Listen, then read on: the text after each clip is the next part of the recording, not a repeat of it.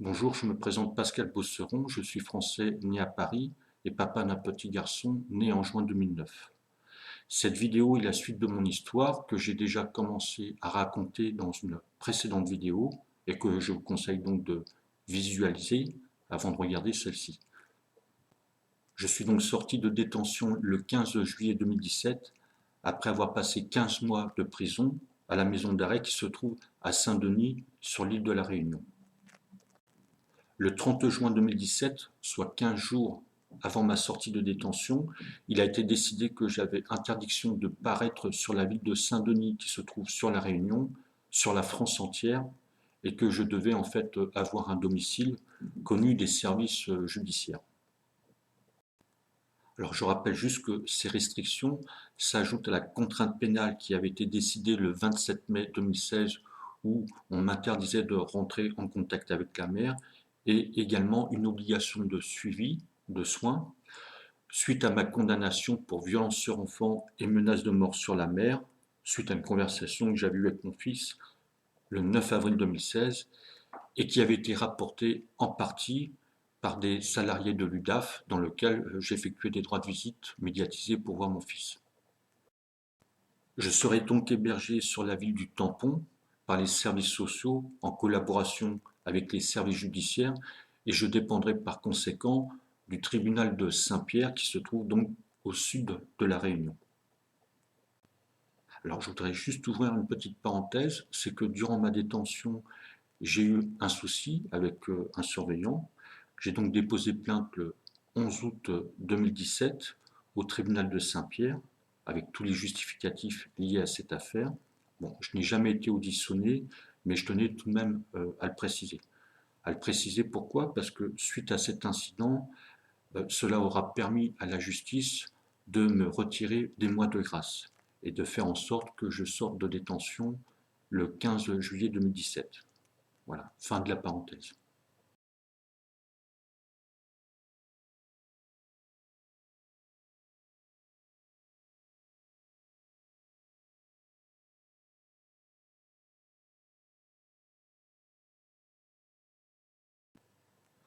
Alors, on aura tout fait pour m'empêcher d'obtenir la garde de mon fils, enfin, la résidence habituelle de celui-ci,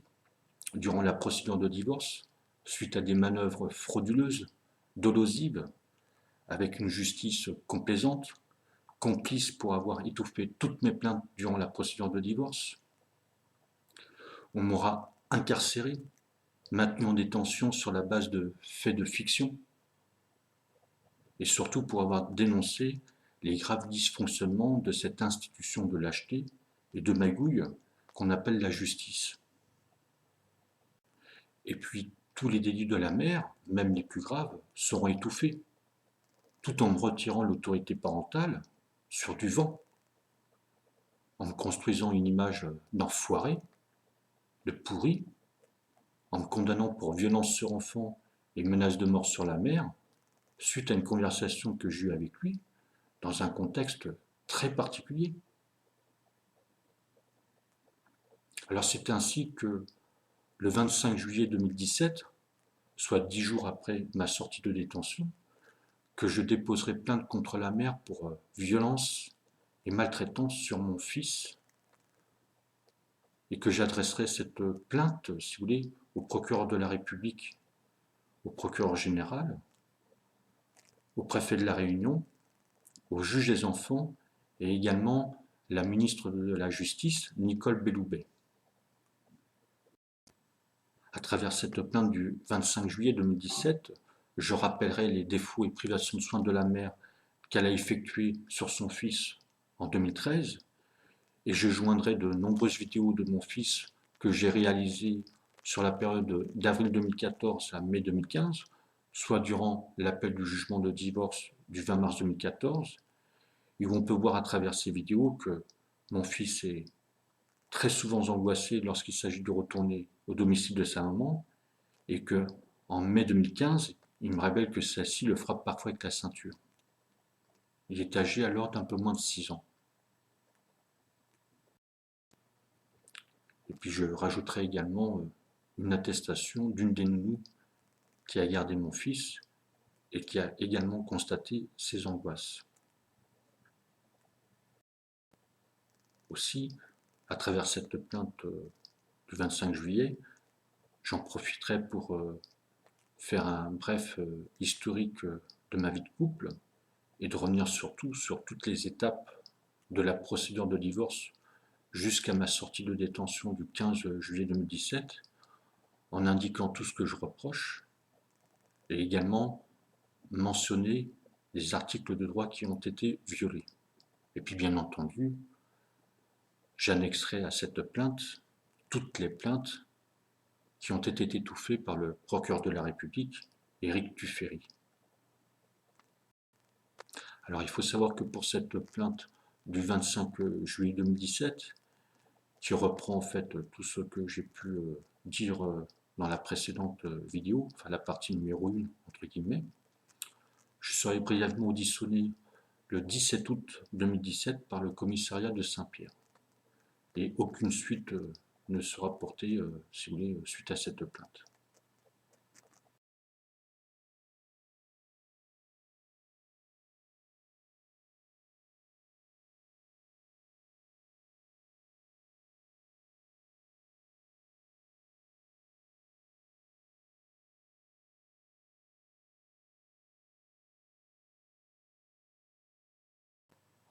Alors il faut savoir que quelques jours après mon audition du 17 août 2017, suite à ma plainte du 25 juillet 2017, j'ai appris que celle-ci en fait était classée sans suite par le procureur de la République de Saint-Pierre, voilà, qui est bien sûr en contact avec le procureur de la République de Saint-Denis, Éric Tuffery. C'est donc à partir de ce moment-là que je commencerai à réaliser des vidéos afin de développer et justifier tout ce que je dénonce, et notamment ce qui s'est passé durant la procédure de divorce. Alors je précise également que j'ai adressé par mail à certaines personnes, et notamment des magistrats, tout comme le procureur de la République Éric Tuffery, des liens permettant de visualiser les vidéos que j'avais réalisées. Pour conclure sur cette plainte du 25 juillet 2017,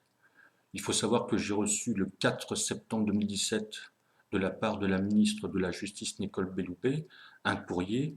m'invoquant le respect de la séparation des pouvoirs et l'indépendance de l'autorité judiciaire, tout en m'invitant à prendre contact avec le procureur de la République, alors que j'accuse celui-ci de laxisme, fumisterie et d'étouffer mes plaintes.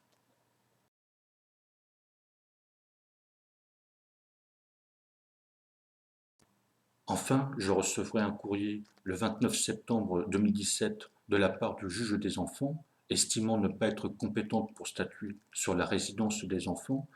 et m'invitant à prendre contact avec le juge aux affaires familiales si j'estime pouvoir offrir des conditions de vie favorables à mon fils.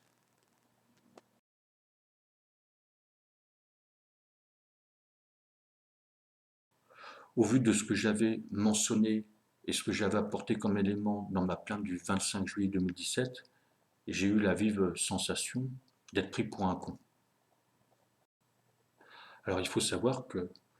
à ma sortie de détention, et après avoir déposé cette plainte du 25 juillet 2017, j'ai demandé le 9 août 2017 auprès de l'UDAF à voir mon fils dans le cadre de visites médiatisées, toujours en vigueur, suite à l'arrêt scandaleux du 6 mai 2015 de la Cour d'appel de Saint-Denis. L'UDAF me répondra le 17 août 2017 qu'ils ne sont plus en mesure d'assurer les droits de visite médiatisés entre moi et mon fils sans me donner d'explication.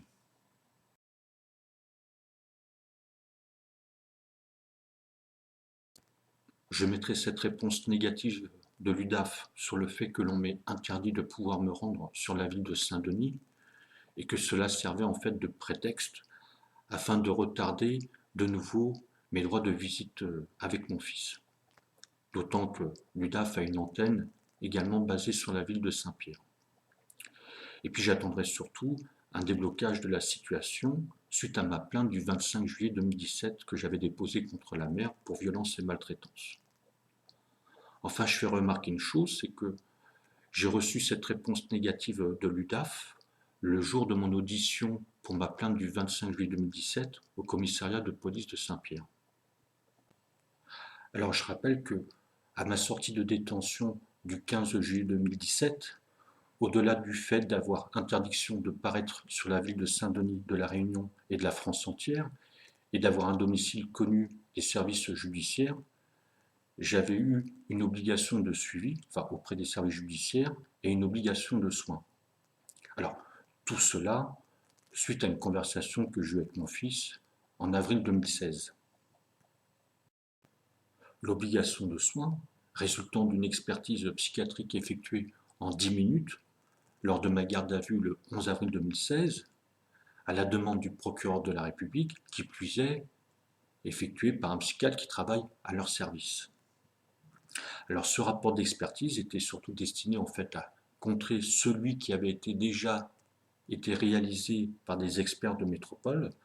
dans le cadre de mon instruction suite à mon départ avec mon fils de l'île de la Réunion en mai 2015.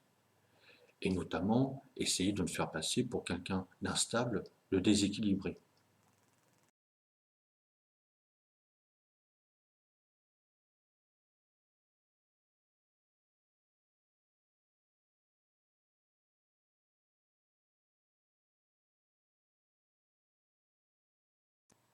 Ainsi, lors de mes convocations auprès du SPIP, en charge du suivi judiciaire, je m'apercevrai qu'on me mettra toujours en avant cette obligation de soins,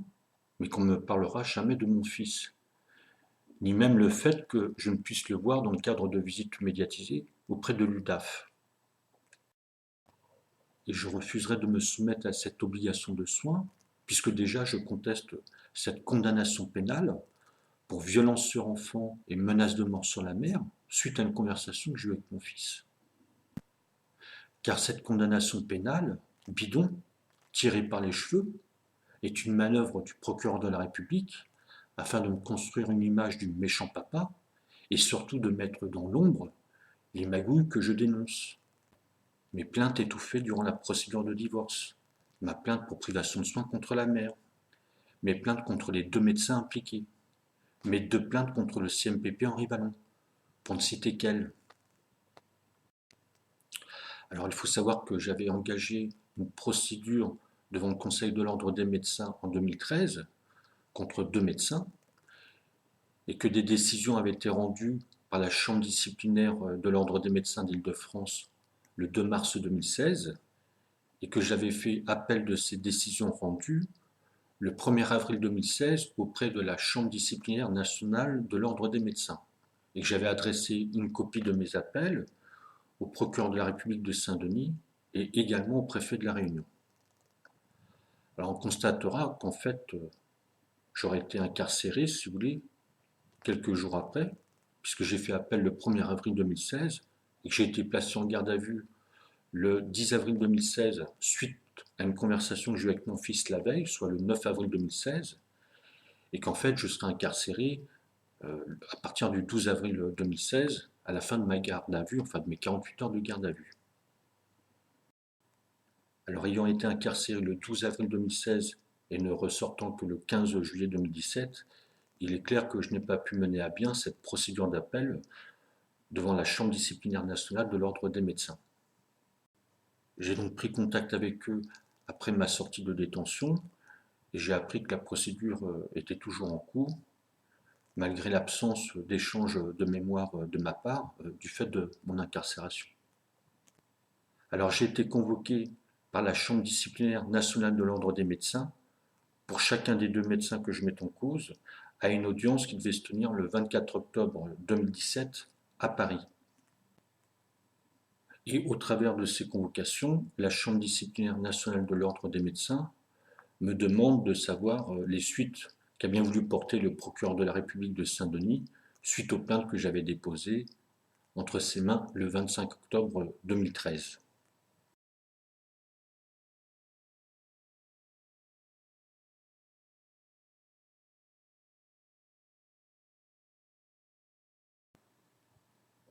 Alors j'ai répondu à la Chambre disciplinaire nationale de l'Ordre des médecins, notamment en ce qui concerne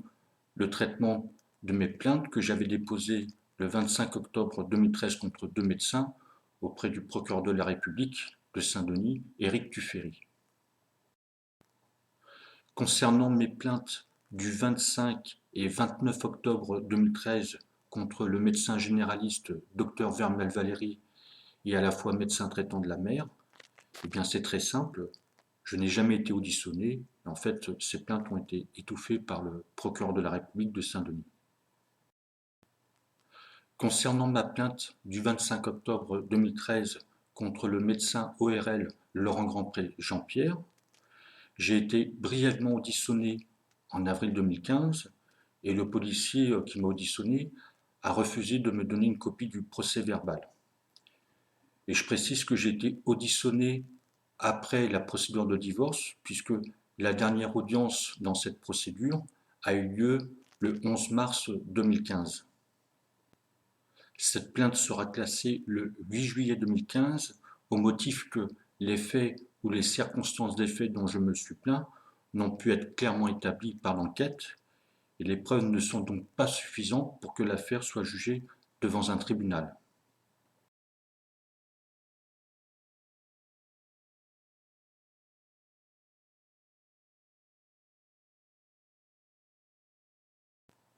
Alors je fais remarquer que j'ai été auditionné le 9 juillet 2015 pour ma plainte du 25 octobre 2013 contre la mère pour privation de soins, soit le lendemain du classement sans suite de ma plainte contre le médecin ORL Laurent Grandpré Jean-Pierre. Et je précise que suite à cette audition du 9 juillet 2015, là aussi je n'aurai jamais de nouvelles. Mais la réalité, c'est que le procureur de la République a étouffé cette affaire de privation de soins de la mère où 2 médecins sont impliqués.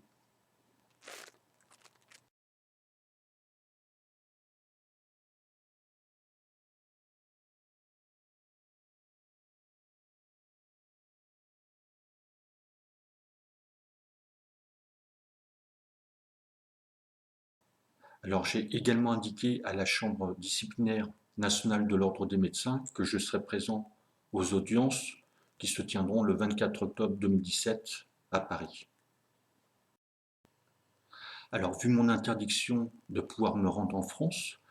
j'ai donc demandé au SPIP en charge du suivi judiciaire de demander l'autorisation au juge d'application des peines Nicolas Ruff de bien vouloir me laisser aller en France pour pouvoir me rendre à ces convocations du 24 octobre 2017 de la Chambre disciplinaire nationale de l'Ordre des médecins et par la même occasion de rendre visite à ma famille. Le 13 octobre 2017, le juge d'application des peines, Nicolas Ruff, en concertation avec le procureur de la République, a refusé que je puisse me rendre à ces audiences du 24 octobre 2017 à Paris, en France. Alors pour motiver sa décision, il a prétexté une demande tardive de ma part et que seul un investissement de mes soins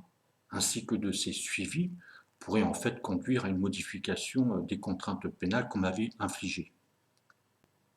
Parce que l'obligation de soins qui m'avait été infligée suite à un rapport d'expertise effectué lors de ma garde à vue en avril 2016, à la demande du procureur de la République,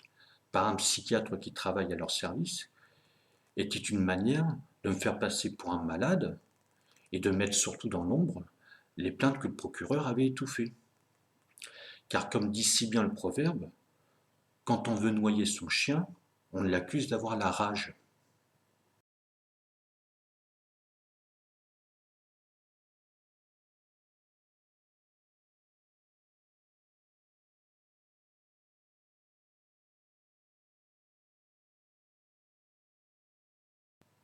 Alors comme indiqué précédemment, je n'ai pas pu me rendre donc aux audiences du 24 octobre 2017 à Paris, dans le cadre des procédures que j'avais engagées contre les 2 médecins. Et le 24 novembre 2017, la Chambre disciplinaire nationale de l'Ordre des médecins rendra donc 2 décisions, et en fait, ces médecins seront blanchis.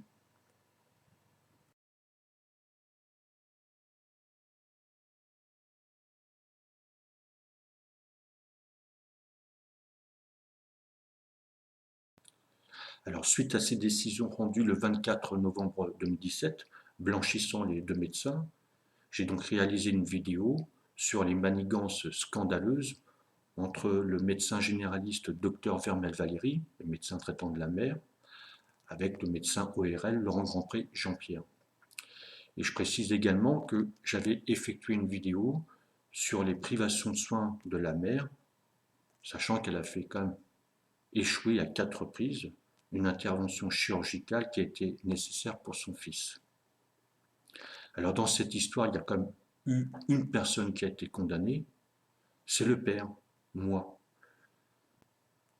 pour avoir pris avec moi mon fils le 6 juillet 2013 à sa mère, alors que celle-ci venait de faire échouer pour la 4e fois l'intervention chirurgicale qui lui était indispensable. Je serai donc condamné le 11 septembre 2014 par la Cour d'appel de Saint-Denis pour soustraction d'enfant à une amende de 1 000 € avec sursis. Sans oublier, bien sûr,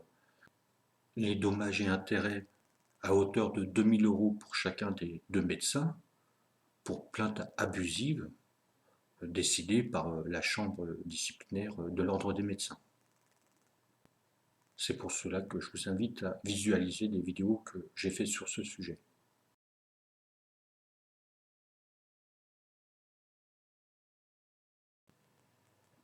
Début décembre 2017, n'ayant aucune nouvelle de mon fils et ne pouvant le voir dans le cadre de visites médiatisées comme on me l'avait mentionné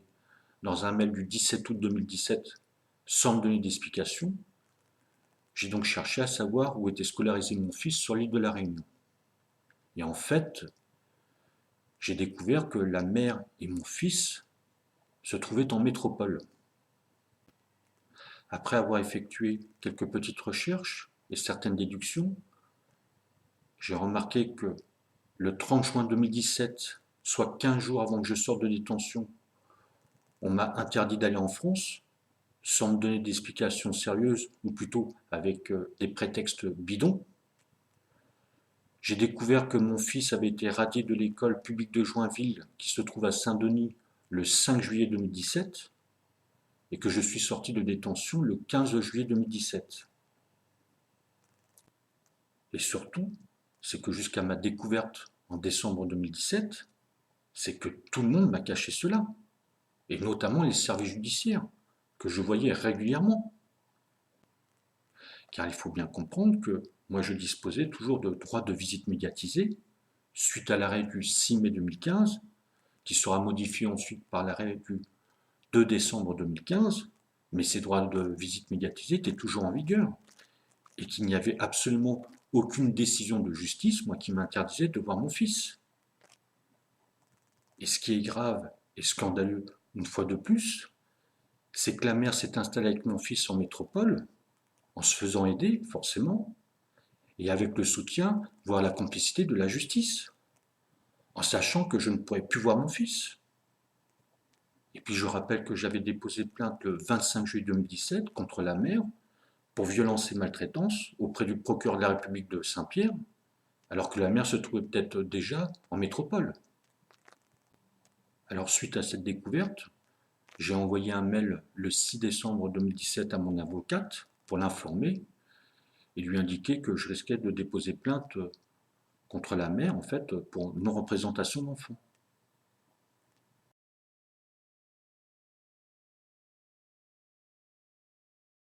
Et je déposerai plainte donc le 8 décembre 2017 contre la mère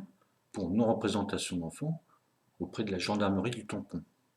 en sachant que je n'ai aucune idée de la date à laquelle la mère accompagnée de mon fils est partie s'installer en métropole.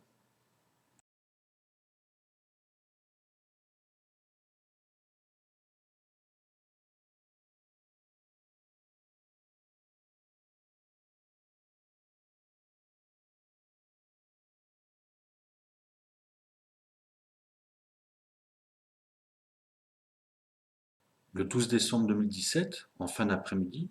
la gendarmerie du Tampon me contactera, me demandant de passer les voir. Ce que je ferai, et une fois arrivé dans leurs locaux, ils m'informeront qu'ils ont des questions à me poser et qu'ils doivent également me garder pour être présenté le lendemain matin devant le juge d'application des peines Nicolas Ruff. Le 13 décembre 2017, le juge d'application des peines Nicolas Ruff décidera de mon incarcération provisoire à la maison d'arrêt de Saint-Pierre pour non-respect de l'obligation de soins qui m'a été infligée par une contrainte pénale le 27 mai 2016, suite à ma condamnation pour violence sur enfant et menace de mort sur la mère, suite à une conversation que j'ai eue avec mon fils le 9 avril 2016. Alors je rappelle que cette contrainte pénale du 27 mai 2016, pour une durée de 2 ans, et dont on s'est arrangé pour qu'elle démarre à ma sortie de détention le 15 juillet 2017, comprenait 2 dispositifs.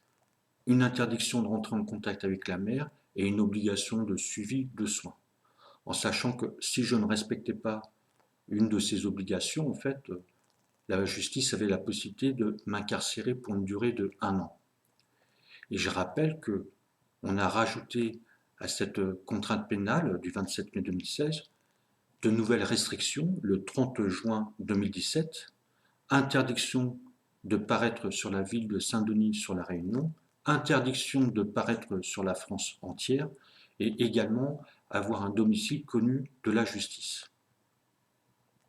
Alors je refuserai de me soumettre à cette obligation de soins puisque je conteste cette condamnation pénale pour les raisons que j'ai déjà évoquées auparavant. Alors suite à mon incarcération provisoire du 13 décembre 2017, une ordonnance sera rendue le 21 décembre 2017, ordonnant que je sois incarcéré pour une durée de 4 mois sur les 12 mois que permettait le non-respect de la contrainte pénale du 27 mai 2016.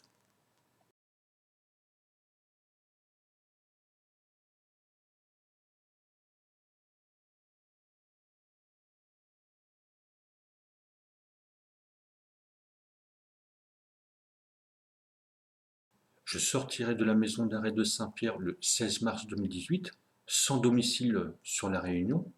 qu'avaient d'ailleurs pleinement connaissance les services judiciaires, et en indiquant une adresse en métropole.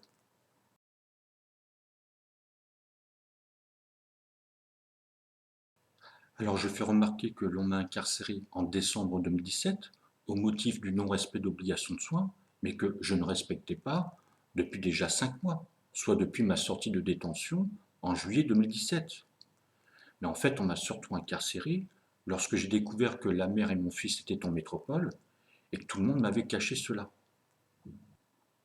Parce que la mère avait le droit de déménager, mais en s'assurant qu'il me soit possible de voir mon fils dans le cadre de visites médiatisées. Et comme elle s'est fait aider pour partir en métropole avec le soutien de la justice, il fallait en fait trouver un moyen de couvrir son départ, sur un plan juridique, on va dire. Et tout en me cachant que la mère et mon fils étaient en métropole, on faisait tout pour me mettre entre les mains d'un psy. Car j'imagine très bien les services judiciaires, comme le SPIP par exemple, intervenir ensuite par derrière, en coulisses, auprès de celui-ci, afin qu'il rédige un rapport de complaisance où il soit dit par exemple que j'étais une menace pour mon fils ou qu'il était en danger grave. Et le tour était joué. La mère était en métropole avec mon fils, et puis en fait je n'avais rien à dire, quoi. Et donc comme indiqué précédemment, je suis sorti de détention le 16 mars 2018, sans domicile connu de la justice, enfin, disons sur la Réunion. Et petite précision que j'ai oublié d'apporter, c'est que une ordonnance avait été également rendue le 21 décembre 2017, lorsque on a décidé de m'incarcérer pour une durée de 4 mois. Il y a eu également une ordonnance qui suspendait, si vous voulez, la contrainte pénale le temps de mon incarcération. Ce qui fait que celle-ci, en fait, à la sortie de ma détention, le 16 mars 2018, était toujours d'actualité. Alors je me suis retrouvé hébergé chez des amis, et le 27 mars 2018, j'ai donc essayé de quitter la Réunion pour rejoindre la France.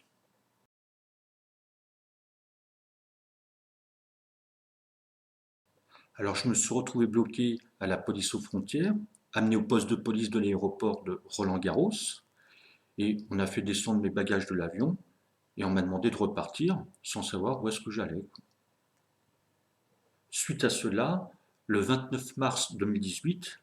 le juge d'application des peines du tribunal de Saint-Pierre rendra de nouveau une ordonnance d'incarcération provisoire pour non-respect de l'obligation de soins dans le cadre de la contrainte pénale du 27 mai 2016.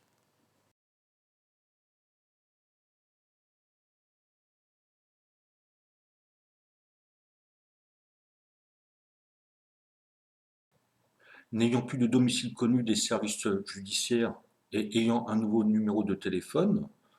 je serai contacté en fait tardivement par le commissariat de Saint-Pierre qui m'invitera à leur rendre visite le 30 avril 2018. Je serai donc incarcéré à la maison de Saint-Pierre le 30 avril 2018 suite à l'ordonnance d'incarcération provisoire du 29 mars 2018. Et suite à cette incarcération provisoire, une ordonnance sera rendue le 9 mai 2018 pour une incarcération de 8 mois pour non-respect de l'obligation de soins vis-à-vis de la contrainte pénale du 27 mai 2016. Et pourquoi 8 mois? Puisque si je ne respectais pas cette contrainte pénale, on pouvait m'incarcérer pour une durée de 1 an, soit 12 mois.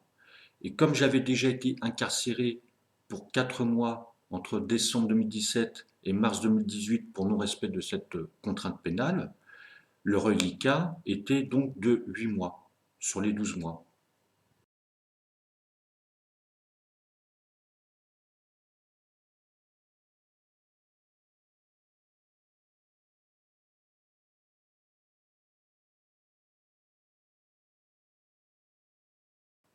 Je serai donc incarcéré à la maison d'arrêt de Saint-Pierre du 30 avril 2018 au 3 novembre 2018, en sachant qu'à ma sortie de prison, il n'y avait plus de contrainte pénale puisque je venais d'effectuer les 1 an de prison ferme si je ne respectais pas celle-ci.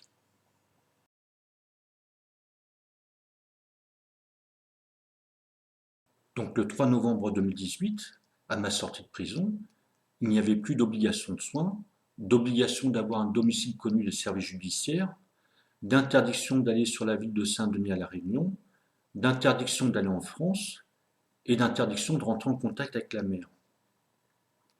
Et comme j'ai indiqué que je voulais récupérer mon fils par tous les moyens, puisque j'étais privé de la garde de celui-ci durant la procédure de divorce par diverses magouilles que la justice ne veut pas admettre,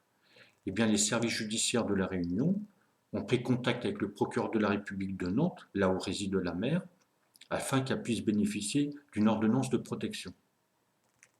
On m'a donc remis le 3 novembre 2018, à ma sortie de détention,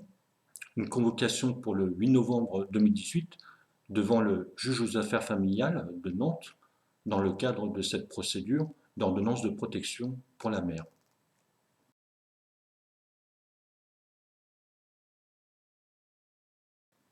Alors j'ai demandé à la juge aux affaires familiales de Nantes de repousser l'audience à janvier 2019, mais celle-ci en fait l'a repoussée au 20 novembre 2018. J'ai pu m'y rendre parce que j'ai quitté la Réunion le 15 novembre 2018 et en fait la juge aux affaires familiales rendra une ordonnance de protection le 21 novembre 2018 où j'aurai interdiction de rentrer en contact avec la mère et également interdiction de rentrer en contact avec mon fils de quelque manière que ce soit.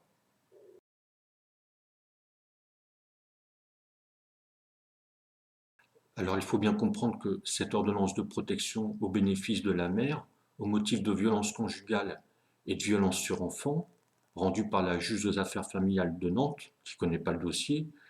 est à l'initiative des services judiciaires de La Réunion,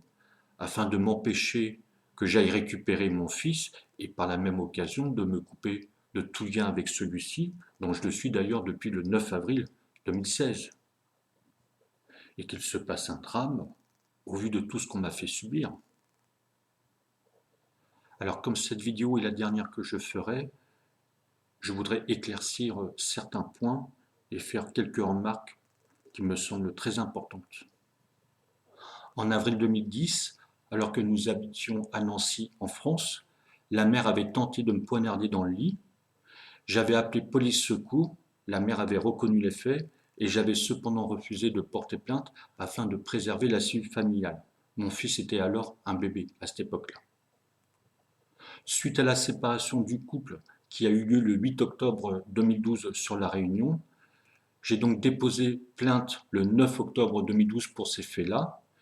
et j'ai demandé une copie de ma plainte le 18 décembre 2012 au commissariat de police qui m'avait auditionné. Je n'ai jamais eu de retour par rapport à ce mail et je n'ai jamais eu de nouvelles par rapport à cette plainte.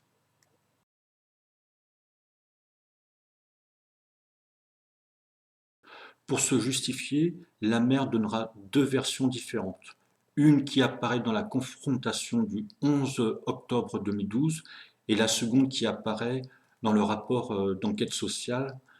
du mois d'avril 2013.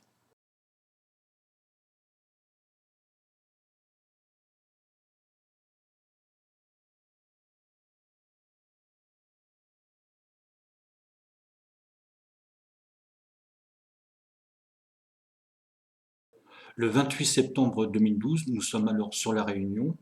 Moi et la mère avons une médiation pénale suite à une plainte qu'elle a déposée le 3 octobre 2010 en France, à Nancy. J'ai refusé de signer l'accord de médiation pénale au motif que j'étais en situation de mariage CRI. Le 4 octobre 2012, suite à cette médiation pénale du 28 septembre 2012, j'ai écrit au procureur de la République de Saint-Denis pour expliquer ma vie de couple et j'ai conclu ce courrier en indiquant que j'étais en situation de mariage CRI.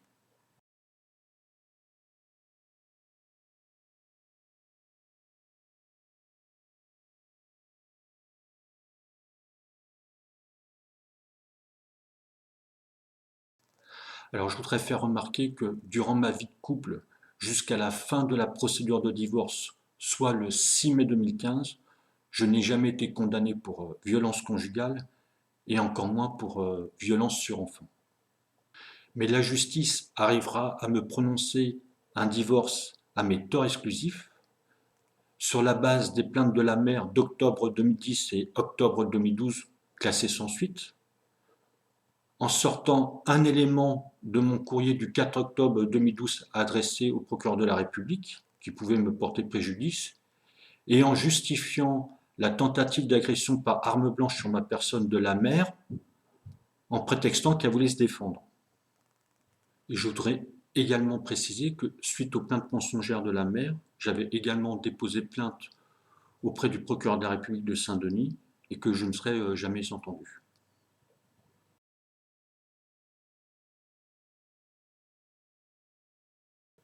Alors le 11 décembre 2012,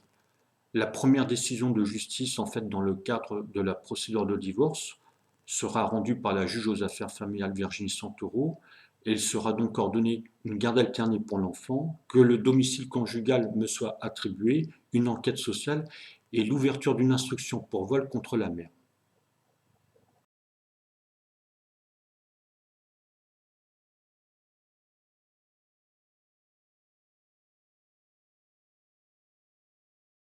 Alors j'ai refusé moi d'appliquer cette garde alternée sans empêcher toutefois la mère de voir son fils quand elle le voulait. Et j'ai été contraint, moi, d'appliquer cette garde alternée lorsque la police est venue se rendre à mon domicile en janvier 2013. Et lorsque la police me demandait pourquoi je refusais d'appliquer cette garde alternée, je leur indiquais que mon fils n'était pas en sécurité avec la mère. Et cela par rapport à son comportement vis-à-vis de l'enfant. N'oublions pas aussi qu'il y avait une instruction pour vol qui était demandée contre la mère par la juge aux affaires familiales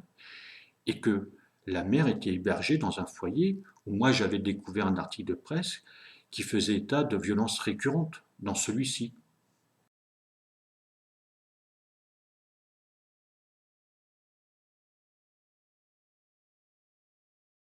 Moi j'ai voulu protéger mon fils qui était âgé de 3 ans et demi à l'époque. Alors le 18 avril 2013, j'ai été condamné en première instance pour non-représentation d'enfant et outrage et rébellion à 2 mois de prison avec sursis. J'ai fait appel de cette décision le 19 avril 2013 et la Cour d'appel de Saint-Denis m'a condamné le 28 novembre 2013 pour non-représentation d'enfants et injure en maintenant la peine à 2 mois de prison avec sursis.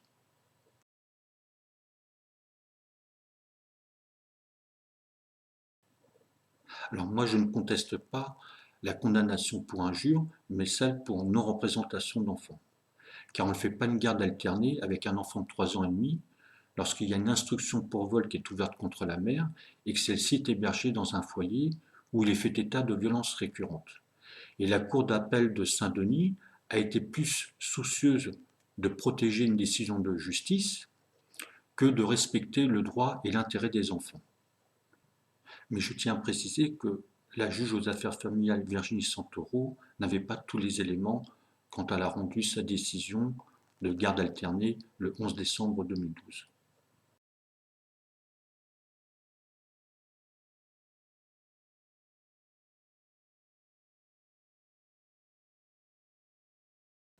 Alors je ferai appel de cette garde alternée qui avait été prononcée le 11 décembre 2012. Durant cette procédure d'appel, la mère changera de foyer sans que j'en sois informé et l'enquête sociale sera réalisée. Sans oublier la condamnation pénale que j'ai citée précédemment, qui sera intervenue en première instance le 18 avril 2013. Alors, le rapport d'enquête sociale sera déposé au juge aux affaires familiales à son greffe le 5 avril 2013 et il me sera favorable. C'est-à-dire qu'il indiquera dans ses conclusions qu'il est préférable que ce soit moi qui ai la garde de l'enfant.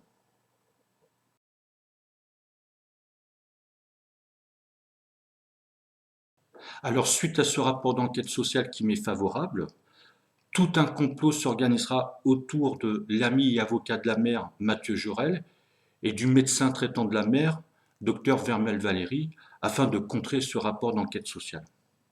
Ainsi, le 17 avril 2013, le foyer Rose des Bois, qui hébergeait la mère avec mon fils dans le cadre de la garde alternée, rédigera une note d'information à mon encontre, faisant office d'allégation mensongère et de calomnie.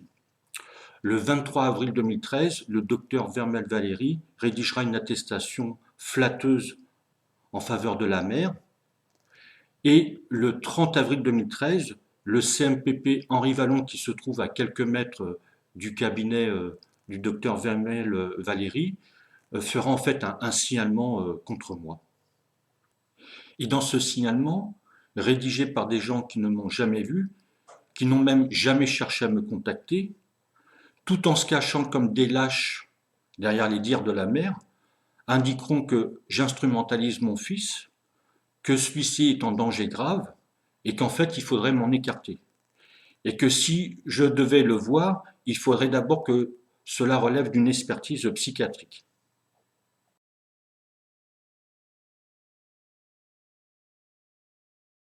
Il me semble important de mettre ici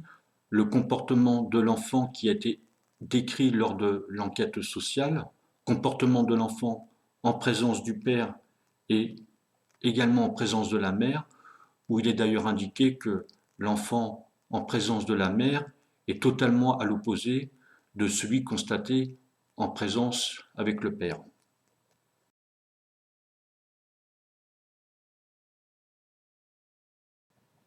Alors je voudrais apporter une petite précision concernant le signalement du CMPP Henri Vallon du 30 avril 2013, c'est que la co-signatrice Laurence Rabaza est expert psychologue auprès de la Cour d'appel de Saint-Denis.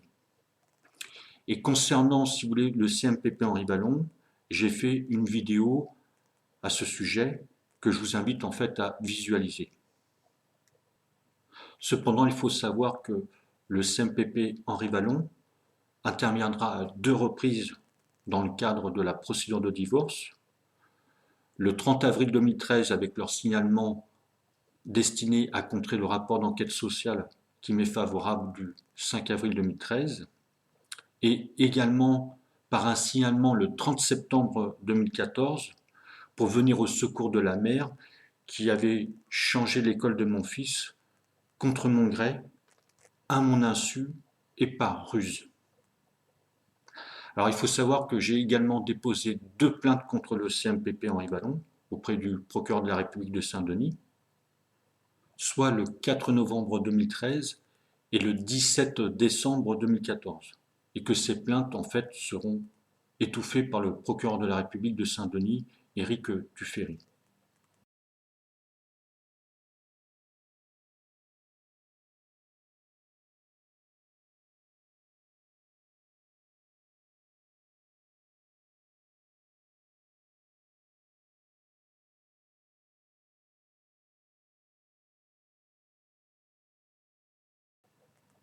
Alors, toujours durant la procédure d'appel de la garde alternée, et alors que je venais de bénéficier d'un rapport d'enquête sociale qui m'était favorable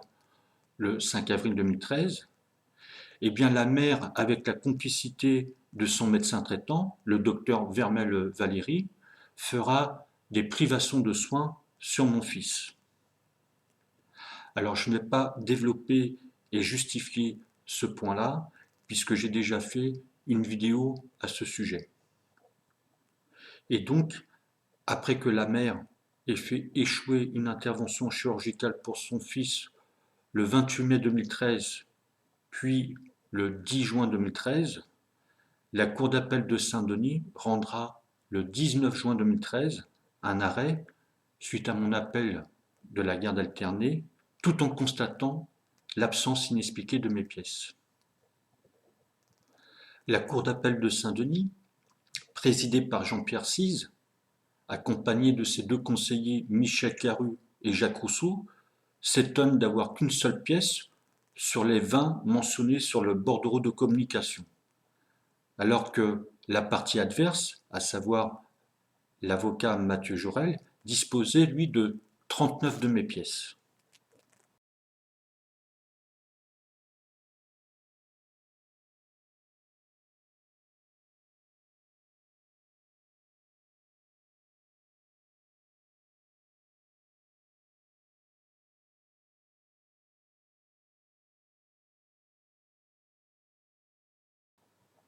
Alors déjà, ce qu'il faut comprendre, c'est que la Cour d'appel de Saint-Denis aurait dû avoir, elle aussi, 39 pièces et non pas une pièce sur 20 qu'elle était censée avoir. Et aussi que la Cour d'appel de Saint-Denis, en rendant une décision substantielle pour l'enfant, tout en constatant l'absence inexpliquée de mes pièces et des conclusions correspondantes, a ainsi violé le Code de procédure civile.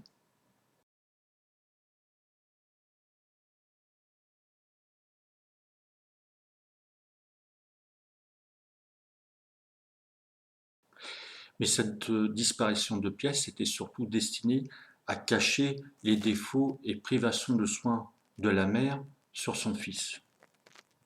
Et également laisser place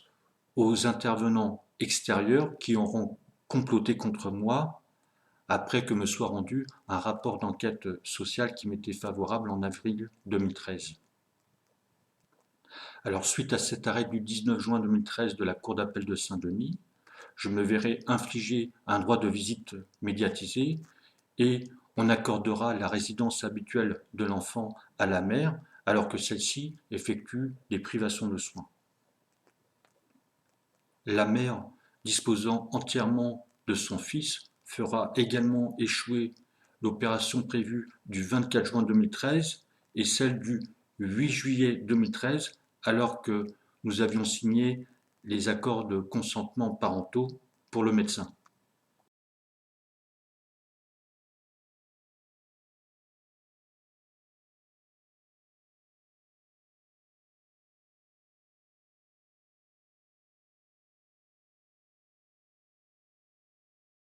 Le 6 juillet 2013, en rentrant chez moi, j'ai croisé la mère proche de mon domicile avec son fils. J'ai pris celui-ci avec moi parce qu'elle m'avait annoncé la veille qu'elle ne ferait pas l'opération du 8 juillet 2013 et qu'elle envisageait de faire celle-ci en octobre. La police viendra une heure plus tard le récupérer à mon domicile et je serai placé en garde à vue et poursuivi pour soustraction d'enfant. Mais moi, j'ai voulu porter secours à mon fils, quoi. Nous parlons d'une mère qui vient de faire échouer pour la 4e fois l'opération chirurgicale indispensable pour l'enfant. Surtout que j'avais averti mon avocat le 24 juin 2013 et la juge aux affaires familiales le 1er juillet 2013, lorsque la mère venait de faire échouer pour la 3e fois l'intervention chirurgicale pour son fils.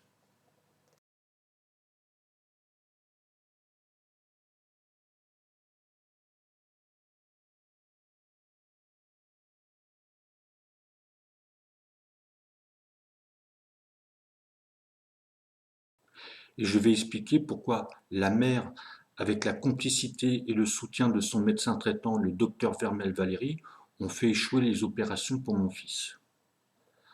Alors il faut savoir que nous étions en procédure d'appel de la garde alternée et que je venais de bénéficier d'un rapport d'enquête sociale qui m'était favorable en avril 2013 et que celui-ci avait été communiqué, si vous voulez, le 9 avril 2013 aux parties prenantes. Et suite à cela, le médecin traitant de la mère, Dr Vermel Valérie, a rédigé le 23 avril 2013 une attestation flatteuse en faveur de la mère.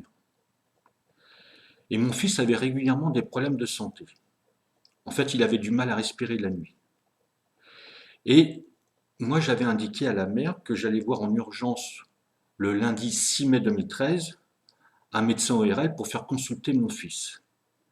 et que je ne rendrais pas par conséquent l'enfant le dimanche soir comme il était prévu dans le cadre de la garde alternée. Et elle en a profité avec son avocat pour aller porter plainte le dimanche soir du 5 mai 2013 pour non-représentation d'enfant. Et dans cette plainte, ce qui est important, c'est qu'elle indique que son fils n'a aucun problème particulier selon un avis médical. Et moi, le lendemain, quand je fais consulter mon fils par le médecin ORL, le 6 mai 2013 donc, eh bien, il m'indique que celui-ci doit se faire opérer des amygdales et des végétations, ce qui provoque ces apnées du sommeil. Une consultation est fixée pour le 15 mai avec un autre médecin ORL, le docteur Laurent Grandpré Jean-Pierre, qui sera en charge de l'opération. Et l'opération, en fait, est prévue pour le 28 mai 2013 avec le docteur Laurent Grandpré Jean-Pierre.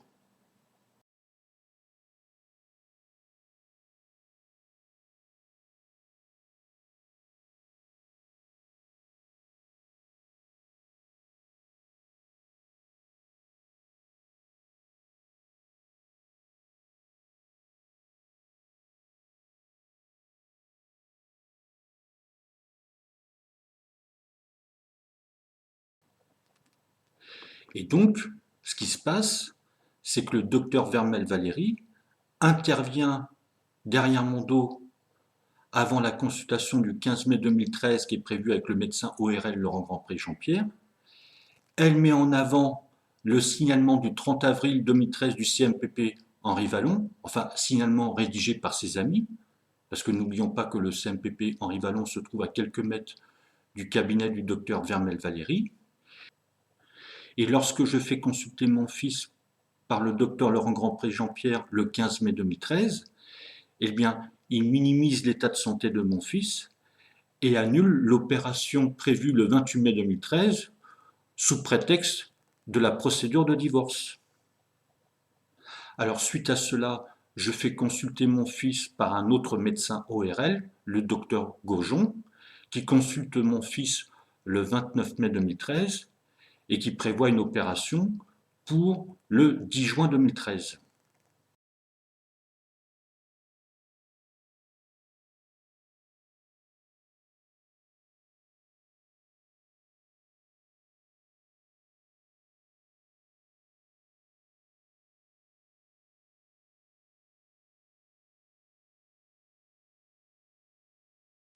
Mais la mère refuse d'effectuer l'opération du 10 juin 2013 et demande à faire repousser celle-ci sans raison, et je suis obligé d'accepter pour qu'elle signe en fait l'accord de consentement parental pour le médecin. Et l'opération est donc repoussée au 24 juin 2013. Mais n'oublions pas que, entre-temps, le 19 juin 2013, la Cour d'appel rend son arrêt et où on voit que mes pièces ont disparu.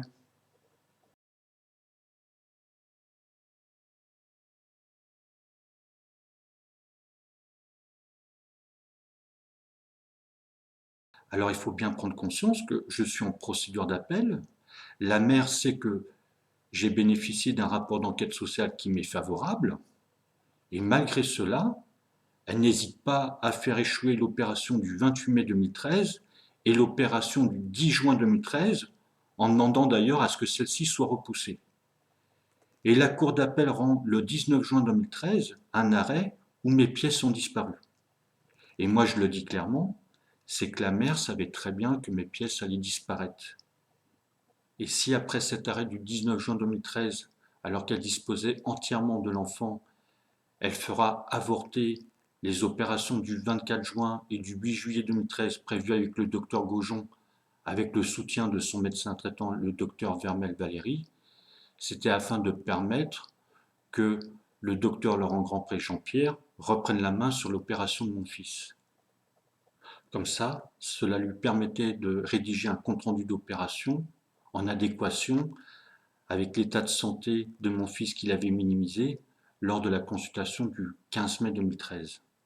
Et le tour était joué, tout était normal.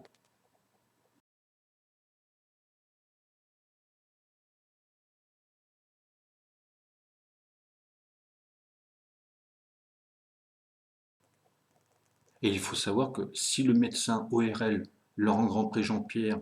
a opéré mon fils le 16 juillet 2013,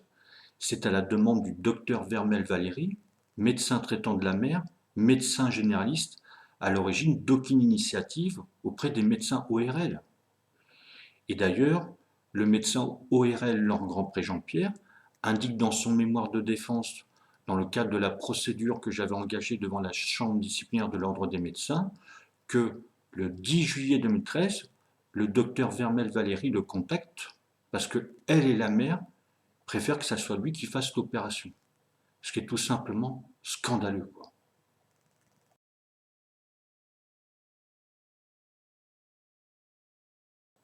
La prochaine étape dans le cadre de la procédure de divorce, après l'arrêt du 19 juin 2013 de la Cour d'appel de Saint-Denis issue de Magouille, était le jugement de divorce. Et comme je l'ai indiqué précédemment, après l'arrêt du 19 juin 2013, la mère fera donc échouer les opérations du 24 juin 2013 et du 8 juillet 2013. Et suite à cela, je prendrai mon fils avec moi le 6 juillet 2013 et je serai jugé le 19 novembre 2013 pour soustraction d'enfant en première instance par le tribunal correctionnel de Saint-Denis qui me condamnera à une peine de 3 mois de prison avec sursis. Je ferai appel de cette condamnation pénale. Et c'est également à ce moment-là, soit le 28 novembre 2013, que la Cour d'appel de Saint-Denis confirmera ma condamnation pour non-représentation d'enfant et injure en confirmant la peine à 2 mois de prison avec sursis. Et c'est également à cette période, soit en octobre et novembre 2013, que je déposerai de nombreuses plaintes suite à l'arrêt du 19 juin 2013 issu de Magouille et aux privations de soins contre la mère. On retrouvera notamment mes plaintes du 25 octobre contre la mère pour privation de soins et également contre les 2 médecins impliqués, à savoir le docteur Vermel et le docteur Laurent Grandpré Jean-Pierre. Mais aussi ma plainte contre le CMPP Henri Vallon suite à leur signalement du 30 avril 2013 et également ma plainte contre le foyer Rose des Bois qui hébergeait la mère et qui a fait une note d'information mensongère et calomnieuse en date du 17 avril 2013 pour contrer le rapport d'enquête sociale qui m'était favorable, ainsi que d'autres plaintes. Et en décembre 2013, j'engagerai une procédure devant le Conseil de l'ordre des médecins de La Réunion contre le docteur Vermel Valéry et le docteur Laurent Grandpré Jean-Pierre. Le jugement de divorce sera rendu par la juge aux affaires familiales Virginie Santoro le 20 mars 2014. Elle prononcera celui-ci à mes torts exclusifs et malgré les condamnations pénales citées précédemment, mais dans les circonstances que l'on peut comprendre, elle me permettra d'avoir mon fils un week-end sur 2 et la moitié des vacances scolaires.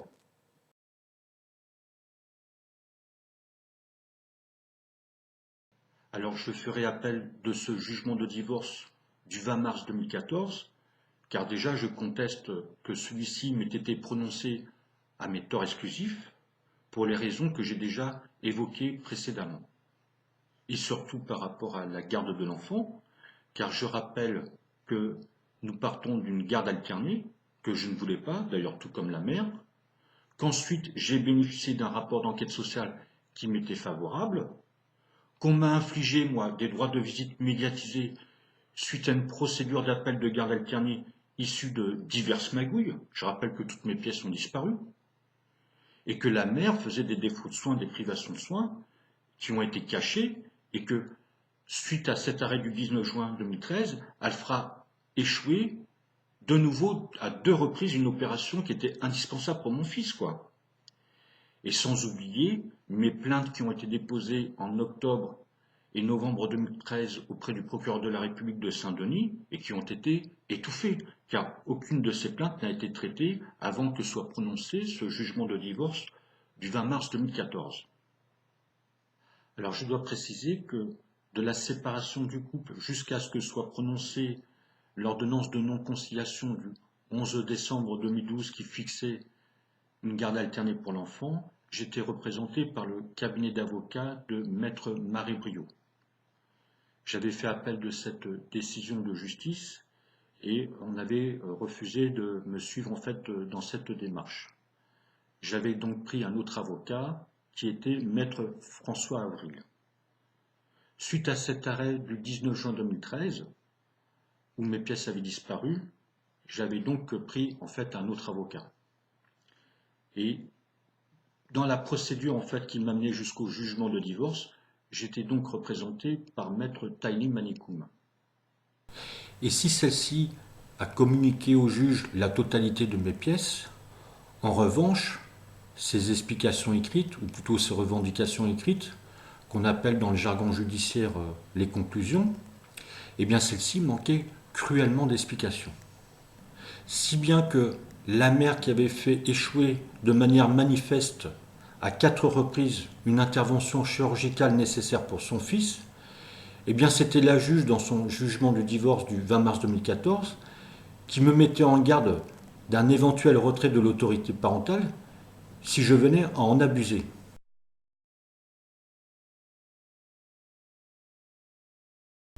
Donc, comme indiqué précédemment, je ferai appel de ce jugement de divorce du 20 mars 2014, décidé et surtout déterminé à obtenir la résidence habituelle de mon fils, dont j'avais déjà été privé suite à l'arrêt du 19 juin 2013 de la Cour d'appel de Saint-Denis, issu de diverses magouilles.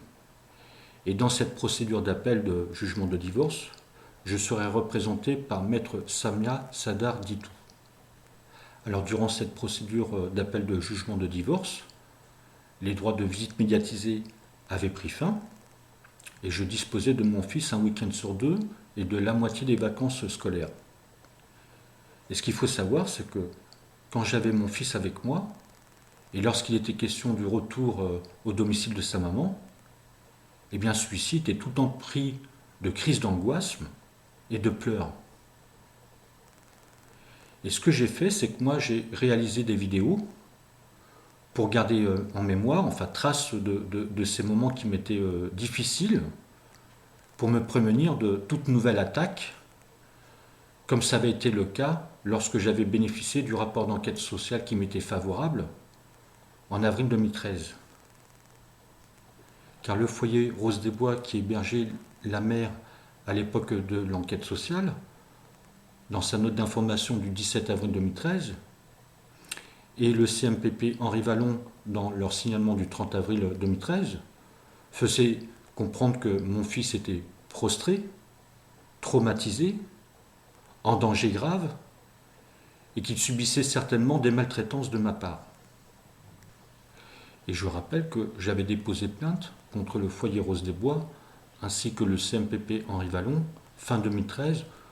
auprès du procureur de la République de Saint-Denis. Alors durant cette procédure d'appel de jugement de divorce, alors que j'avais été mis en garde de ne pas abuser de l'autorité parentale, eh bien la mère, en fait, pour la rentrée scolaire 2014-2015,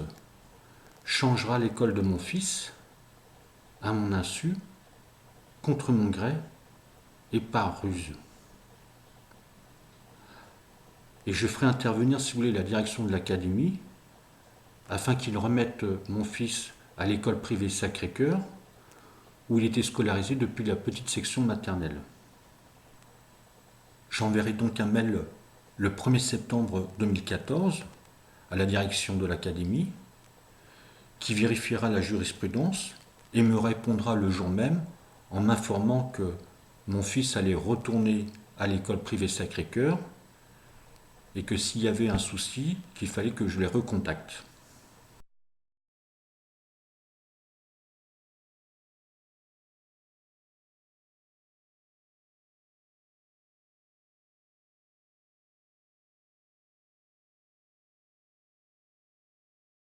Alors nous sommes en procédure d'appel de jugement de divorce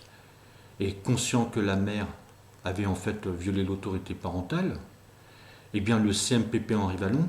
très certainement à la demande de l'avocat de la mère Mathieu Jorel, fera un signalement à mon encontre le 30 septembre 2014, infesté d'allégations mensongères et de calomnies, afin de venir au secours de la mère.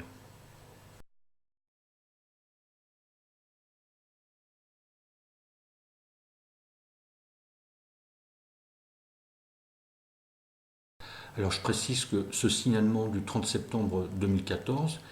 est co-signé par Laurence Ravazza, qui est expert psychologue auprès de la Cour d'appel de Saint-Denis. Et je rappelle que j'ai fait une vidéo très développée et détaillée sur le CMPP Henri Vallon.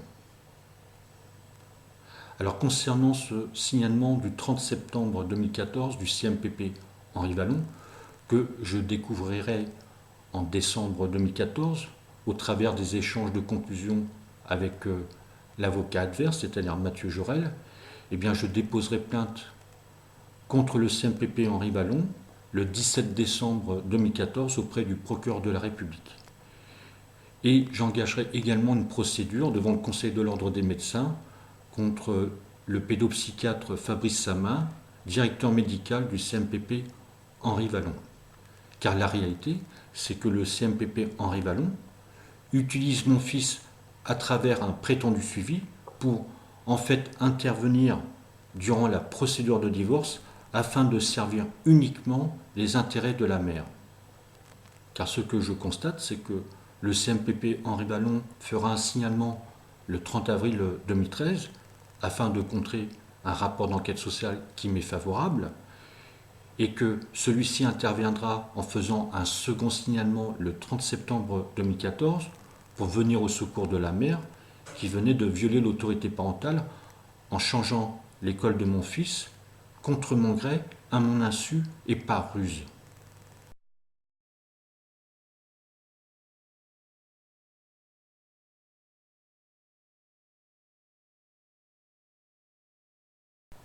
Alors toujours durant cette procédure d'appel de jugement de divorce, la Cour d'appel de Saint-Denis confirmera ma condamnation pour soustraction d'enfant le 11 septembre 2014 pour avoir pris mon fils le 6 juillet 2013 alors qu'il était privé de soins par sa mère et ramènera la condamnation de 3 mois de prison avec sursis à une amende de 1 000 € avec sursis.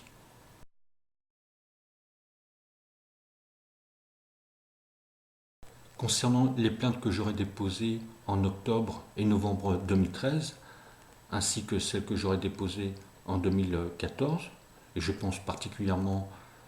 à ma plainte pour privation de soins contre la mère, aux plaintes contre les 2 médecins, aux 2 plaintes contre le CMPP Henri Vallon, à ma plainte contre le foyer qu'il avait hébergé, c'est-à-dire le foyer Rose des Bois, et puis les autres, eh bien j'adresserai un courrier au procureur général de la Cour d'appel de Saint-Denis le 10 février 2015, puisque par rapport à ces plaintes, je n'aurais eu jusqu'à présent aucune nouvelle.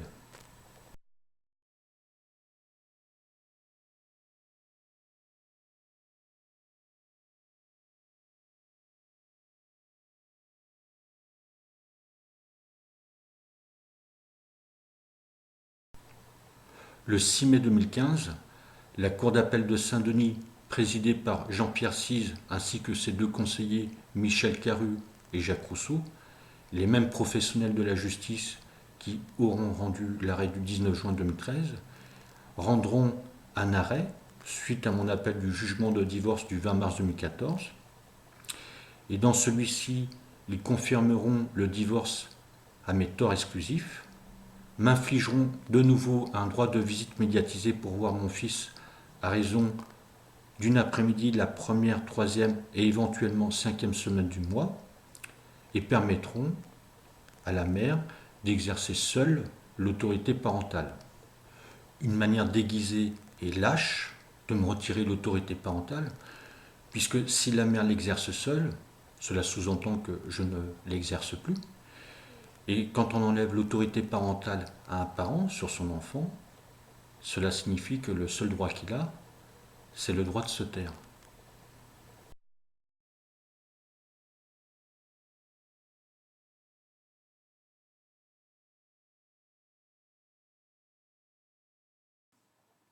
On a prononcé un divorce à mes torts exclusifs sur la base des plaintes mensongères de la mère d'octobre 2010 et d'octobre 2012, et également sur la base d'un faux témoignage. J'avais déposé plainte contre la mère par rapport à cela, et également contre la personne qui avait établi un faux témoignage. Mes plaintes ont été tout simplement étouffées par le procureur de la République de Saint-Denis, Éric Tuffery. Concernant la résidence de l'enfant, car n'oublions pas que je pars d'une garde alternée, que je bénéficie ensuite d'un rapport d'enquête sociale qui m'est favorable, et qu'on m'infligera des droits de visite médiatisés, suite à un arrêt du 19 juin 2013 issu de diverses magouilles rendues par les mêmes fonctionnaires de justice qui rendront cet arrêt du 6 mai 2015.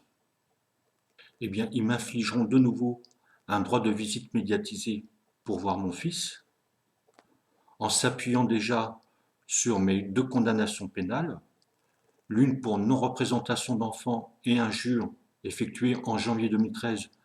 alors que j'ai cherché à protéger mon fils, et l'autre pour soustraction d'enfant lorsque j'ai pris mon fils avec moi le 6 juillet 2013 alors que la santé et la sécurité de mon fils étaient mises en danger par la mère. Et en argumentant, en faisant référence à des intervenants extérieurs, sans mentionner pour la plupart du temps leur nom et surtout leur adresse professionnelle. Puisqu'en effet, il s'agit du psychologue Laurent Fontaine, situé au 14 rue Almagnan à Sainte-Clotilde, du médecin traitant de la mère, le docteur Vermel Valérie, situé au 14 rue Almagnan à Sainte-Clotilde,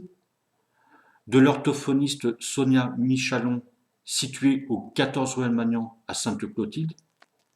et du CMPP Henri Vallon ou APAGE, situé au 21 rue Almagnan à Sainte-Clotilde. En sachant que pour la plupart de ces intervenants extérieurs, j'avais déposé plainte auprès du procureur de la République de Saint-Denis, Éric Tuffery, et que celui-ci aura également étouffé toutes ces plaintes. Et comme ces fonctionnaires de justice lâches et faux culs n'ont honte de rien, ils auront même permis à la mère d'exercer seule l'autorité parentale,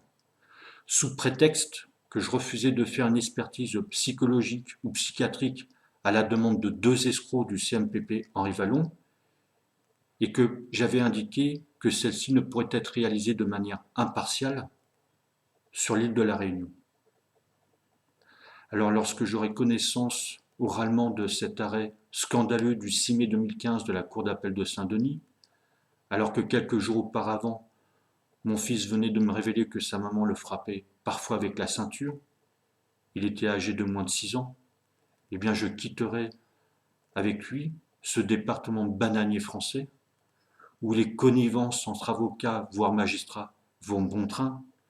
et où les avocats savent donner l'impression de vous être dévoués tout en vous portant préjudice.